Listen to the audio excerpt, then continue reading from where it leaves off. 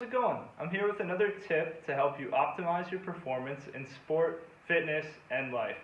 So let's cut to it here.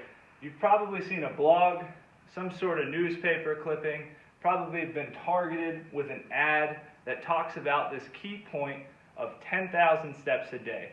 That's the goal you're supposed to aim for, people say, or different companies will say, or even research will point to and say 10,000 steps a day is what you need to achieve a healthy lifestyle.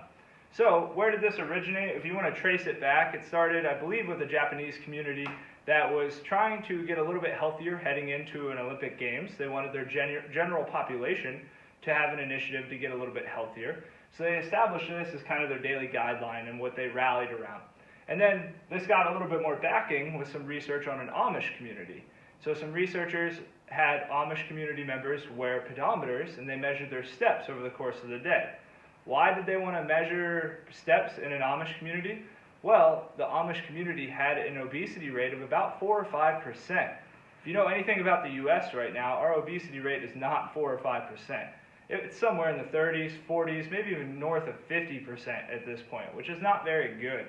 So they wanted to see why this community was so healthy and see if it had anything to do with their steps.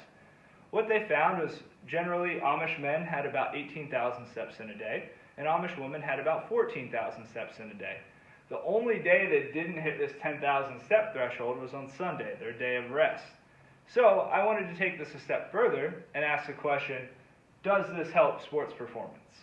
Does this help you have more lifelong performance as you're aging? Are you able to build upon this and have longer performance pathways because of that? So I polled my Instagram followers, asked them if this metric was even valid anymore, and it came down to 50-50, split right down the middle. Some said yes, some said no. What I challenge you to think about is, don't think about it for the number itself.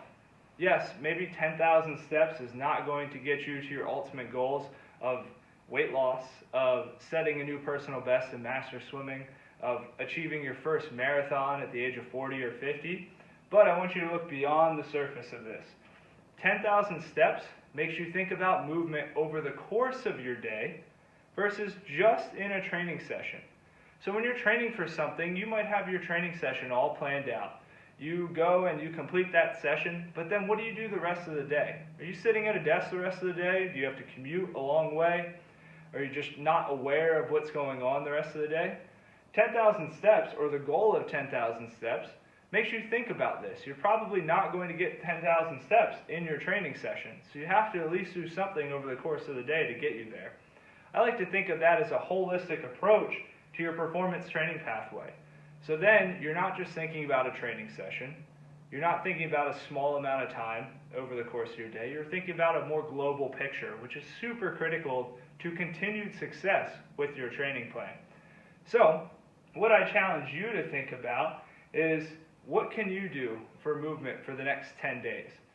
Could you actually plan a smaller session when you get home from work, maybe 15 minutes to work on some mobility, some things that are tight after a long day? Could you plan a few breaks from your desk where you stand up and actually walk around? Could you walk the dog when you get home from work? It doesn't have to just be step-based, but what can you do to add some extra movement out of your training and actually make it throughout the course of your day versus one acute moment in time? It's a little bit hard to consider at first. You got to start figuring out how to change your day, how to get steps in. If you work a desk job, you don't want to be the weird person going to the water fountain every 2 seconds to get your steps in.